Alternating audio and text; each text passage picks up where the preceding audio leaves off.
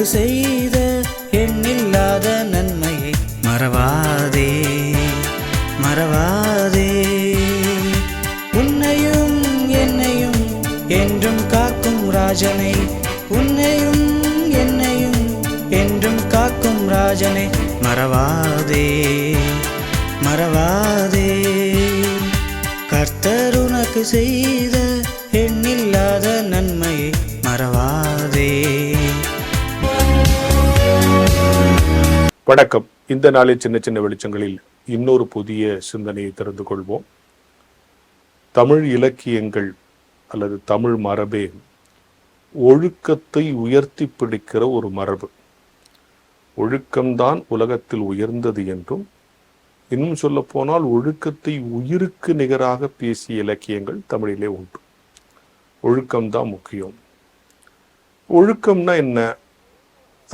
அதுக்கு பல்வேறு விளக்கங்கள் சொல்லப்படுகிறது. ஒழுக்கம்ங்கிறது எங்கிருந்து தொடங்கும்? செல்ஃப் டிசிப்ளின், சுய ஒழுக்கத்திலிருந்து தொடங்கும்.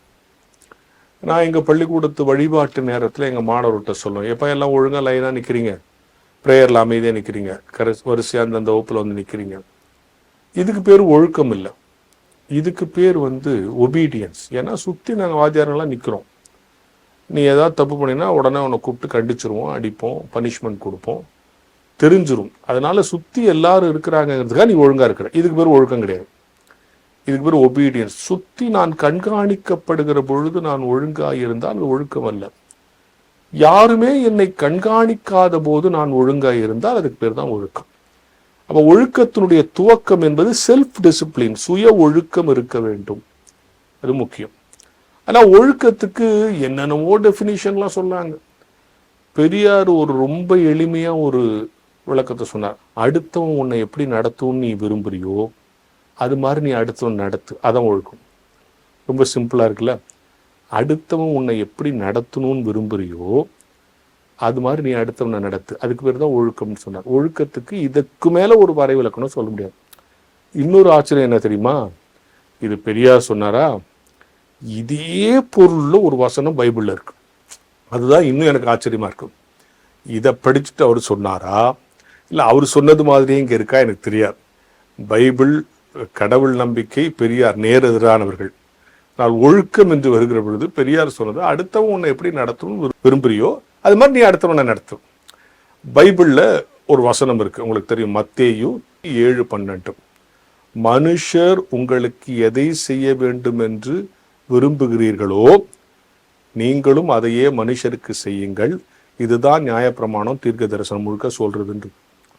இவ்வளோ ஒரு ஆச்சரியம் இல்லை? எனவே ஒழுக்கம்னா என்ன, டிசிப்ளின்னா என்ன? அடுத்தவன் உன்னை எப்படி நடத்தணும்னு நீ விரும்புறியோ அது மாதிரி நீ அடுத்தவன் நடத்து. இன்னொன்று, ஒழுக்கம் எங்கிருந்து தொடங்கிறது? சுய ஒழுக்கத்திலிருந்து. யாருமே கண்காணிக்காத போது கூட நான் ஒழுங்கா இருக்கணும்னு நினைக்க, பார்த்தீங்களா? அதுக்கு பேர் தான் டிசிப்ளின். எல்லாரும் இருக்கும்போது ஒழுங்கா இருக்குது ஒபீடியன்ஸ், கட்டுப்பாடு.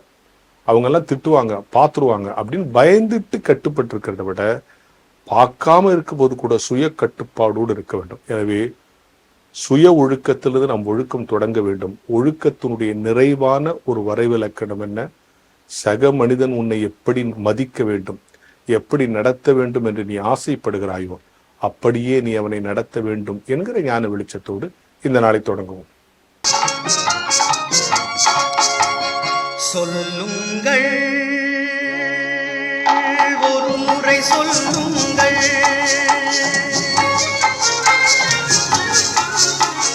சொல்லுங்கள், ஒரு முறை சொல்லுங்கள், ஒன்று சேர்ந்து சொல்லுங்கள், அன்பு என்றே சொல்லுங்கள், ஒன்று சேர்ந்து சொல்லுங்கள், அன்பு என்றே சொல்லுங்கள், சொல்லுங்கள், ஒரு முறை சொல்லுங்கள்.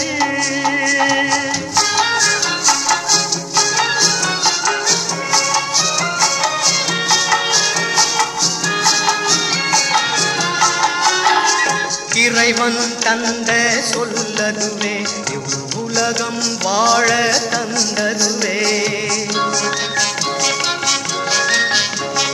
இறைவன் தந்த சொல்லதுவே உலகம் வாழ தந்ததுவே, நாம் எல்லாம் வாழும் வழியதுவே. அதை நாம் மறந்தால் அழிவோமே. சொல்லுங்கள், ஒரு முறை சொல்லுங்கள்.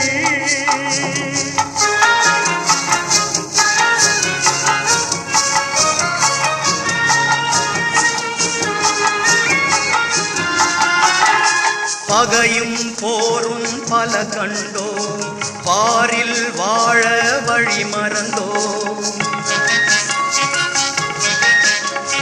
பகையும் போரும் பல கண்டோம், பாரில் வாழ வழி மறந்தோம்.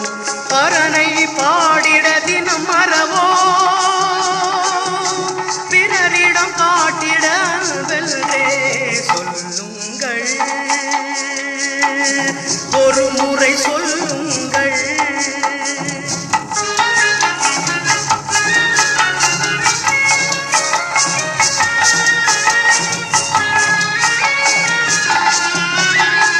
அன்புக்கு இயேசு இலக்கணமாம், அவர் அன்பே மீட்கும் அருட்கரமாம்.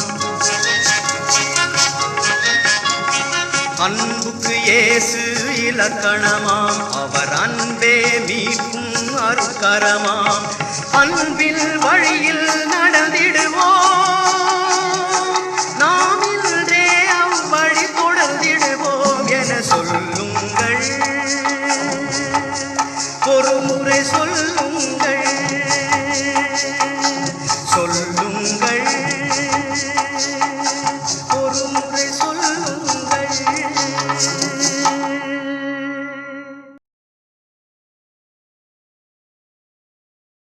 கிறிஸ்துவுக்குள் அன்பான வான்மலர் நேயர்களே, உங்கள் அனைவருக்கும் இயேசு கிறிஸ்து இனிய நாமத்தினாலே ஸ்தோத்திரங்களையும் வாழ்த்துக்களையும் தெரிவித்துக் கொள்கிறேன்.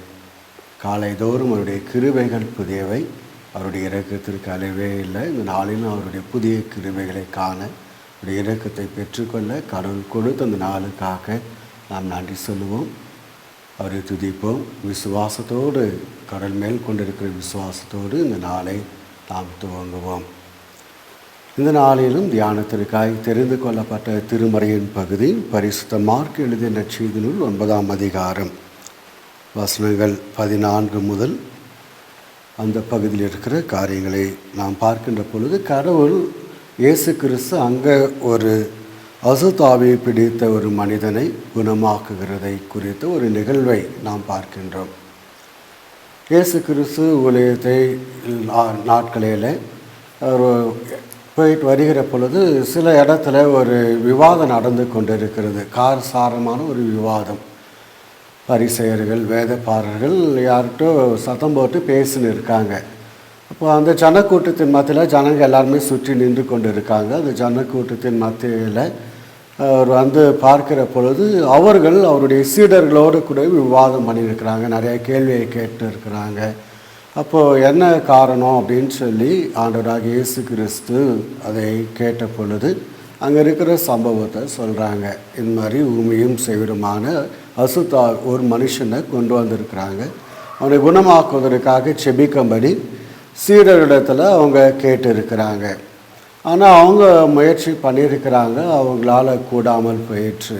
ஆகவே இந்த நிகழ்வை ஆண்டவராகிய இயேசு கிறிஸ்துவிடத்தில் கொண்டு வராங்க. இந்த மாதிரி ஒரு மனுஷனை நாங்கள் கொண்டு வந்தோம், ஆனால் இவங்களால் குணமாக்க முடியலை அப்படின்னு சொல்லி. அப்போ ஆண்டவராகிய இயேசு கிறிஸ்து தம்முடைய சீடர்களை கண்டு, விசுவாசியில் ஏன் சந்தேகப்படுறீங்க அப்படின்னு சொல்லி கேட்டுட்டு அந்த மனுஷனிடத்தில் ஆண்டவர் செபித்து செவிடியும் ஊமையுமான அசுத்தாவியை இவனை விட்டு போ அப்படின்னு சொல்லி கட்டளை எடுக்கிறார். அவனை கீழே நுரை தள்ளி கீழே தள்ளிட்டு அந்த அசுத்தாவி புறப்பட்டு போனது. அவன் செத்துவனை போல கிடக்கிறான். ஜனங்க எல்லாம் வியப்போடு பார்த்துன்னு இருக்காங்க. ஏன்னாச்சு, அவ்வளோதானே அந்த மனுஷன் போயிட்டானா அப்படின்னு சொல்லி. இப்போ ஆண்டவராக இயேசு கிறிஸ்து கரம் பிடிச்சு தூக்கி விடுகிறார். எழுந்துரு அப்படின்னு சொல்லி. அவன் நல்ல ஒரு மனுஷனாக நார்மலாக இருக்கிற மாதிரி சாதாரண ஒரு மனுஷனாக நடக்கிறத பேசுகிறத ஜனங்க எல்லாமே பார்க்குறாங்க. திரளான கூட்டம் சீடர்கள் எல்லாமே பார்க்குறாங்க. அப்போது சீடர்களுக்குள்ள ஒரு உருத்தில் இருந்துனே இருந்துச்சு. அவங்களுக்குள்ள ஒரு அவமானம், ஒரு அசிங்கம். நம்ம இவ்வளோ பிரயாசப்பட்டு இவங்க முன்னாடி நம்ம தலை குனிவாக ஆயிட்டுதே அப்படின்னு சொல்லிட்டு அங்கே எதுவுமே பேசலை. ஆண்டவராக இயேசு கிறிஸ்து தனியாக இருக்கும்போது தனிச்சு கேட்குறாங்க, ஏன் எங்களால் முடியாமல் போயிடுச்சு, நாங்களும் தானே ஜெபம் பண்ணோம், நாங்களும் தானே போராடினோம், நாங்கள் ஒன்றா சேர்ந்து இது பண்ணோமே அப்படின்னு சொல்லி கேட்குறாங்க. அப்போ ஆண்டவர் சொல்லுகிற ஒரு பதில் என்ன அப்படின்னு சொன்னால், இவ்வகை பிசாசு ஜபத்தினாலும் உபவாசத்தினாலுமே அன்றி வேறு எதுலேயும் போகாது அப்படின்னு சொல்லி சொல்லுகிறார். அப்போது இந்த நிகழ்வை சீடரிடத்தில் ஆண்டவர் கற்றுக் கொடுக்கிறார். அதற்கு பிறகு இந்த சீடருடைய வாழ்க்கை மாறுது. போயிட்டு வந்து சொல்கிறாங்க, உமது நாமத்தினால எங்கள் பிசாசை துரத்தணும் அப்படின்னு சொல்லி நிறைய பேர் நல்லா ஆங்கினாங்க அப்படின்னு சொல்லி சொல்கிறாங்க. இப்போ இயேசு கிறிஸ்து சொல்கிறாரு, பிசாசு உங்களுக்கு கீழ்ப்படுகிறதுக்காக நீங்கள் சந்தோஷப்படாதீங்க, உங்கள் பேர் ஜீவ புஸ்தகத்தில் எழுதியிருப்பதற்காக சந்தோஷப்படுங்க அப்படின்னு சொல்லிட்டு ஆண்டவர் உயிர்த்தெழுந்த பிறகு இன்னும் வல்லமையான காரியங்களை அற்புதத்தெல்லாம் செய்கிறாங்க. பேதருடைய நிழலில் கூட அநேகர் அந்த நிழல் பட்டு நிறைய பேர் குணமானாங்க அப்படின்னு சொல்லி நம்ம பார்க்குறோம். அப்போது எல்லாருமே சாதாரணமான ஒரு மனுஷன். சில நேரத்தில் நம்மளுக்கு ஜபத்திற்கு ஒன்றும் பதில் கிடைக்கலையே அப்படின் போது நம்மளுக்குள்ள ஒரு தாழ்வு மனப்பானை, அப்போ ஆண்டவர் என் ஜபத்தை கேட்கலையா, அப்போ ஆண்டவர் என் ஜபத்துக்கு அற்புதம் செய்ய மாட்டாரா அப்படின்னு சொல்லி ஒரு தாழ்வு மனப்பான்மை. நம்ம செபித்த காரியம் நடக்கலாம் ஜனங்க முன்னாடி ஐயோ நம்ம அசிங்கப்பட்டு நம்ம நிற்கிறோமே அப்படின்னு சொல்லி நம்ம நினைக்கிறோம். அது எல்லாருக்கும் இயல்பு. பெரிய ஊழியக்காரர்களாக இருந்தாலும் சரி, சாதாரண விசுவாசிகளாக இருந்தாலும் சரி, நமக்குள்ள ஒரு தாழ்வு மனப்பான்மையும் ஒரு பதற்றத்தையோ அல்லது ஒரு பயத்தையோ வெட்கத்தையோ நமக்குள்ளே உண்டாக்குகிறது. அதை நம்ம சரியாக புரிந்து கொள்ள வேண்டும். மலையை நம்மளால் பெயர்க்க முடியாது, தண்ணீரை திராட்சை ரசமாக நம்மளால் மாற்ற முடியாது. நம்ம செய்ய வேண்டிய ஒரு வேலை என்ன அப்படின்னு சொன்னால் ஜபம் உபவாசம் மாத்திரமே. கடவுளை மட்டுமே நம்ம சார்ந்து வாழக்கூடியவர்களாக இருக்கிறோம். கடவுளால் இல்லாமல் நம்மளால் ஒன்றும் செய்ய முடியாது என்பதை நாம் புரிந்து கொள்ள வேண்டும். சரியான ஒரு உதாரணத்தை நம்ம சொல்ல வேணும் அப்படின்னு சொன்னாக்கா, கானா ஒரு கல்யாணத்தில் இயேசு கிறிஸ்து அழைக்கப்பட்டார். அவருடைய தாயாரும் அங்கே இருந்தாங்க. அவருடைய சீடர்களும் இயேசு கிறிஸ்துவோடு கூட அந்த திருமணத்துக்கு போனாங்க. அங்கே பந்தி நடந்து கொண்டே இருக்குது. பாதியில் திராட்சை ரசம் குறைவுபட்டு போயிடுச்சு. அப்போ அங்கே இயேசுனுடைய தாயார் ஆண்டவர் இடத்துல வந்து, அப்போ இன்னும் திராட்சை ரசம் குறைவுபட்டு இருக்குது அப்படின்னு சொல்லி ஒரு சின்ன ஒரு ஜபத்தை தான் செஞ்சாங்க. அப்போ செஞ்சுட்டு அவங்க போயிட்டாங்க, அவ்வளோதான். அங்கேயே நின்று பார்த்துனே இல்லை. அது பார்க்குறது தான் வந்து சந்தேகம் நமக்குள்ளே இருக்கிறத காண்பிக்கிறது. விதைச்சவங்க வந்து விவசாயிகள் எல்லாருமே விதைச்சிட்டாங்களா, அவ்வளோதான் ஜாம் பண்ணிட்டு விட்டுருவாங்க. அது தானாக முளைக்கும். அது போயிட்டு அடுத்த நாள் காலையில் எழுந்து நோண்டி பார்த்துட்டு எதனா வேர் விட்டுருக்குதா, அது எவ்வளோ வளர்ந்துக்குது அப்படின்னு சொல்லி ஒவ்வொரு நாளும் அந்த விதையை நம்ம எடுத்து பார்த்தோம்னாக்கா அந்த விதை என்னைக்கு வளருது, ஒரு நாளும் அது வளரவே செய்யாது. அப்போ நம்ம இயேசுனுடைய தாயார் ஜாம் பண்ணிட்டாங்க, முடிஞ்சிச்சு, அவ்வளோதான். அங்கேயே நின்று ஆண்டவர் செய்கிறாரா இல்லையா, அவர் நேரம் எப்போ வரும் அப்படின்னு பார்த்துனே இல்லை. அவங்க போயிட்டாங்க, சொன்னாங்க, போயிட்டாங்க. அம்மா என் வேலை வரலை அப்படின்னு சொன்னார். சரி ஓகே, இதுக்கு மேலே எல்லாம் பார்த்து கொள்வார் அப்படின்னு சொல்லி அப்போது போனாங்க. இயேசு கிறிஸ்து அந்த தண்ணீரை திராட்சை ரசமாக மாற்றி செய்கிற அந்த அற்புதத்தை எல்லாருக்குமே தெரிந்த ஒரு சம்பவம் தான். அதுபோல் நம்ம ஜெபம் பண்ணிட்டோம் அப்படின்னு சொன்னால் ஆண்டவர் பார்த்து கொள்வார் அப்படின்னு சொல்லி நம்ம விட்டுடணும். கடவுள் ஏற்ற வேலையில் செய்வார். வசனம் சொல்லுது, நம்ம அவருடைய நாமத்தினால நம்ம எதை கேட்டாலும் அதை நாம் பெற்றுக்கொண்டோம் என்று சொல்லி விசுவாசித்தால் அப்படியே ஆகும் என்று சொல்லி நம்ம சந்தேகம் இல்லாமல் கேட்டுட்டு நம்ம பொறுமையாக காத்திருப்போம். சில ஜபங்களுக்கு சீக்கிரமாக பதில் கிடைக்கும், சில ஜபங்களுக்கு நாம் கொஞ்சம் காத்திருக்க வேண்டியதாக இருக்கும். ஆகவே எதுவாக இருந்தாலும் கடவுள் பார்த்து கொள்வார் என்ற நம்பிக்கையோடு நமது வாழ்க்கையில் நாம் தொடர்ந்து பயணிக்க எல்லாம் வல்ல கடவுள் தமது தூய ஆவியானவரை கொண்டு நமக்கு துணை செய்வாராக. வான்மலரின் புதிய முகவரி கிறிஸ்டியன் மீடியா சென்டர் 105 பாந்தியன் சாலை 2வது தளம் மியூசியம் எதிரில் எக்மோர், சென்னை 6008.